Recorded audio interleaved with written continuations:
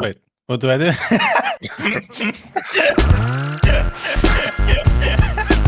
Hey guys, so we are here for an interview. Me and Ash are gonna answer some questions now. So have fun. I don't know. I think the synergy's kind of similar. I'd say, to be honest. Maybe the mood's a little bit more positive, maybe since Mihai's come in, because both Mihai and Isaac are both very, very positive. I don't think it's massively different. I think Mihai slotted in really well, and then Isaac came in slightly later, and it's like he's been here for a long time, to be honest. You know, he's known Sean before, he knows Rusty a little bit. So yeah, I think it's always been good, and it's continuing the same way. Yeah, I quite agree with Ash. Mainly the personal dynamic with the people, because of course their culture is a bit different. Mihai is a funny guy, so we kind of have a different energy. But I wouldn't say in game much changed. Rusty has really grown into it. As the game's gone, I think he's realised that he's a very, very good player. Whereas before, he was being used to being a support player, and he was used to kind of being down the scoreboard and not having to contribute that much. So I think I said probably Rusty, but I feel like everyone's kind of improved as the season's gone on. To be honest, it's been very, very encouraging to see, and hopefully we can build on that next season. Yeah, I quite agree again. I think Rusty's been on a very good trajectory. But one thing I like about this team, that it seems like we played pretty balanced. All of the time it just happens that everyone has the same frags. So it's been quite consistent with that we have been improving together a lot. Yes, I'd say yes, because we changed players a little bit later than I think we wanted to. It was just obviously contract things slowed it down a little bit. So practice, I don't know, we have 2 weeks maybe or something for a Premier season, and I've never seen Premier so stacked. Pretty much every team in our group was top 40 or higher, and bringing 2 brand new players in. I think we didn't really talk about aims this season. We've done it in the past, but I think our aim from the coach perspective was that the minimum we need to do is try and stay up, and then build it for next season to get playoffs. And then to make playoffs this season, you know, it's a really positive, especially the teams around us. I mean, the teams that got relegated, Izaku Boars, they've just been destroyed by everyone, and they're not a bad team whatsoever. So I think from what we expected to be, it's very, very encouraging. So yeah, very happy so far. Yeah, it feels like this season for sure was the hardest season ever. It's every time you change players, it's quite hard to catch up to speed so fast.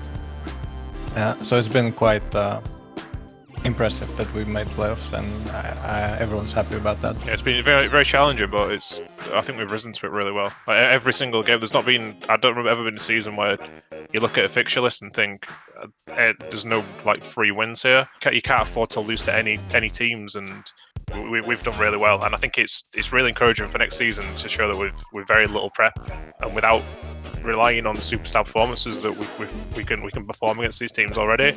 So you know, it's very encouraging for the future. Some tricky questions. What are we working on? So mainly map things, because obviously the difficult thing in Counter-Strike is a lot of teams have a perma veto, and when you have a perma veto, that means you have to be very strong at all 6 maps. Otherwise teams will just pick your weakest map. So we're continuously to look at our weakest map and improve them. So we've had Vertigo. I think we've not lost a game as a team, but obviously we don't want that to suddenly become a weakness, so we're going to have to add to that. And then some of the maps were just a little bit inconsistent at. So on top of that, the trading side of things, I'm very keen on the statistics side. HLTV has some really good data that you can use from that. So obviously all the time looking at what are we weak at compared to other teams, and then looking at what those guys are doing better than we are, and then try to implement it into our own game. Again, I'm very encouraged by it. It's a worrying sort of thing when you're playing very well, but you're not like doing amazing, and you're kind of struggling for ideas. I have so many ideas at the moment to add to the team to make us, you know, that we're doing blatantly wrong. Lots of ideas, and I'm looking very forward to the next few seasons. Yeah, I'd say to add to that, we're mainly focusing, like considering officials, on pressure management, because we've been kind of nervous in the past, and it's been becoming much better at the moment. It feels like, even though we played in the final, it felt better than some officials we had, like more low pressure officials we had in the past. So that's really encouraging as well, because we've been trying to talk about that a lot. like being nervous and not playing at your best because of that. So that's been really nice. Every season at the moment, the way they've structured it, it's inviting new better teams to come into the league, and they're relegating more teams, and the advanced is pretty stacked. So it's going to be stronger again, but I think our objective should be pretty similar to just every game we look to be competitive, and we take it one at a time and we just see where we're going to be. And if we get into playoffs, we talked about this before, it's not always the team going to playoffs that wins it is usually the team that's most in form. It doesn't really matter if you go 8-0 or whatever you can do in the group. You need to be in form when you go through, so we just want to be in with a chance to do that. And if we go in the right mood at the right time, I think this season we kind of just missed that. I think our form was just dipping a little bit as we went in there. We know we've got a chance then of going through to Pro League. I think every time we play in something, everyone feels a bit more comfortable, a bit more relaxed, and we realise we can compete with pretty much any team when we play in them. Just one game at a time, never underestimating teams that we think are below us, and doing what we do best, which is playing against the teams that we should lose to on paper, and then going out and beating those guys. We don't really set we don't just look at a tournament and say let's just go win this straight away. We're gonna obviously just game by game, let's just go beat this team and just see how far we can go. We mainly focus on getting some points for the HLTV ranking because that's really hard. And if the problem with the HLTV ranking is it's really hard to get into the top 30 or even top 40. Because it's mainly like being rotated between teams who are getting invites to the bigger tournaments into the latter stages. So because you get points for that, and it's quite difficult to get in there. But if you manage to get in there, you get more invites, and so that's what we are mainly focused on. Yeah, definitely. It's just very hard to break in. We'll get there, and then by automatic invites, like Patrick just said, it's just a long grind, and we'll just take it one game at a time. To be honest. Favorite play. I have one. It may be recency bias, but Isaac's 1v4. I was going to say that one as well. Oh yeah.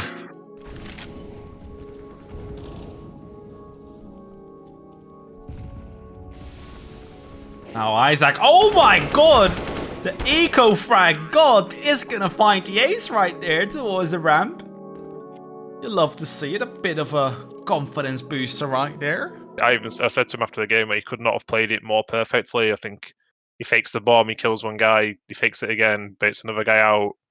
It just everything about it was perfect. Even though he uses flash, played the 1v1, he could not have been more perfect from like a. And it just changed the game. And I think we won every round after that. And then definitely, I think it's probably a bit of recency bias, but that one I would go for. Yeah. I'd say probably Forza again. I think we're playing games against them a lot at the moment, and we had a really rough time because I mean those guys are probably on paper the most individually skilled. In my mind, they're way better than 18th in the world. We've played them and we've just been destroyed.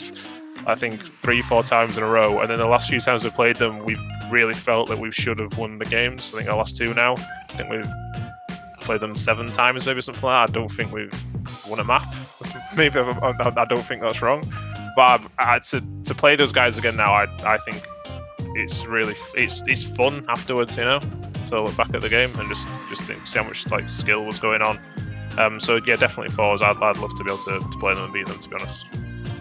It feels like we have a unspoken rivalry with all the good Russian teams, which are in the top 20, like Entropic, Moscow, Force as well. I just want to beat those teams so much. So for AC, I'd say Force, as Ash said, because we've been playing them for so long. I just want to beat them. And for me, Endpoint as well. I love playing Endpoint. Yeah. It's obviously I'm UK and no Mezzi, and I like to get one over Mezzi all the time whenever I can. So Endpoint as well for me. Astralis is still probably the main one. I also got a bit of a soft spot for G2. I think they've got a really good roster. I kind of like the way they play. So those are probably the 3. I would probably most like to play Astralis, so just the legends of the game. Just the number 1 team of all time for me. I think I'd like to beat Heroic. So Heroic. And Ash knows why. Yeah, no comment. I think I'm starting to play cricket a little bit more, so I'll probably not just play the games, I'll probably go practice a little bit because I've not played in nearly 2 years now because of COVID and just doing this and committing like full time to it.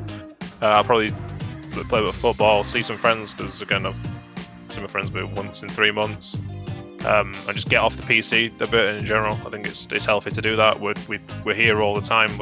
Our hobby is to, for most people, I'd say, is just playing games in general. So our break from Counter-Strike, which is obviously very stressful, is to play more different games, and sometimes you just need to get away from it. I think it just helps keeps your hobby a hobby, when you're not doing it all the time.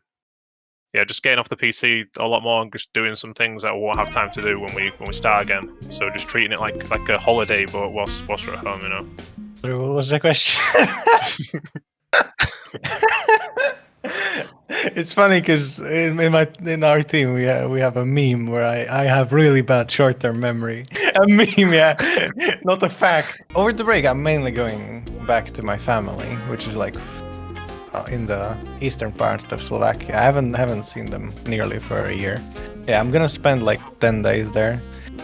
We have a pool, a spa, so I'm gonna just relax real good.